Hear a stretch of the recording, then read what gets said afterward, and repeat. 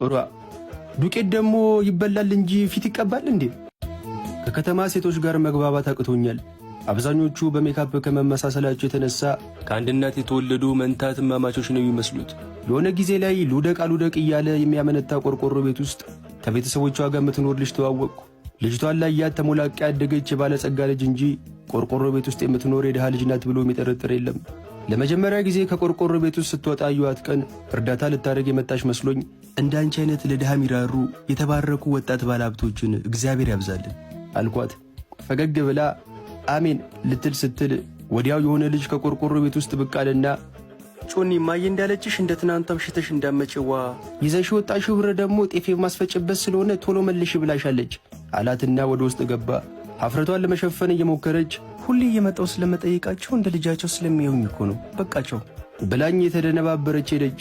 አናቷ ላይ ያለውን ሂማኔር እያየው ምን አለውን የ100 ሺህ ብር ሂማኔር አናቷ ላይ ከምትቀጥል የቤተሰቦቿን ቤት አድሳ የመኖር ተስፋቸውን ብታስቀጥል አልኩ በልቤ።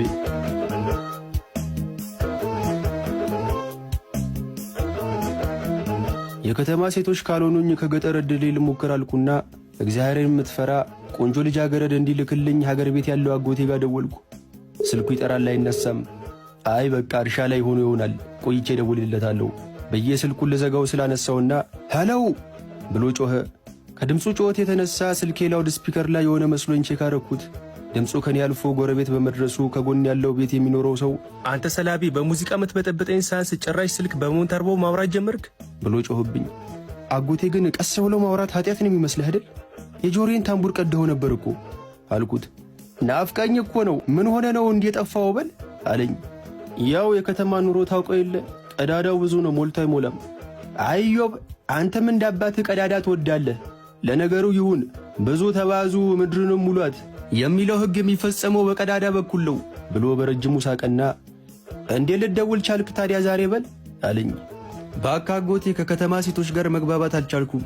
አናታቸው ላይ የሚቀጥሉ ጸጉርና ፊታቸው ላይ የሚቀቡት ዱቄት እንደ ፋብሪካ ምርት ሁሉንም አንድ አይነት አድርጓቸዋል። እኔ ደግሞ ከአርቲፊሻል ነገር የራቀች ሴት ነው የምፈልገው አልኩት። ኡራ ዱቄት ደግሞ ይበላል እንጂ ፊት ይቀባል እንዴ? አጎቴ ደነገጠ። አዎ አጎቴ ከተማ እንደዛ ነው። ይኸው የተፈጥሮ መልክ ያላትን ሳስስ ግራ ጎኔን የምትሞላልኝን ሴት ሳላገኝ ዕድሜ እየሄደ ነው አልኩት። ወይ ምናልባት ያንተ ግራ ጎን በተፈጥሮ ሙሉ ይሆናል እስኪ ቁጠረው ብሎኝ ሳቀ። ይልቅ አጎቴ አሁን በከተማ ሴት ተስፋ ቆርጫለሁ። ፈሪሃ እግዚአብሔር ያላት ቆንጆ ልጃገረድ ከሀገር ቤት ፈልግልኝ፣ ተሰብስቤ መቀመጥ ነው የምፈልገው አልኩት። እኔ አጎት እያለሁ ምንም እንዳታስብ ክብረ ንጽሕናዋን የጠበቀች የጨዋ ልጅ ነው ምድር። በል በቃ አመቻችተህ ሰሞኑን ብቅ በልና እዚህ ትንሽ ከርመ ከልጅቱ ጋር ትላመዳለህ። ከዛ እንደ ደንቡ ለቤተሰብ ጥሎች ሰጥተህ ትጠቀልላታለህ አለኝ። ደስ ብሎኝ እሺ አጎቴ አመሰግናለሁ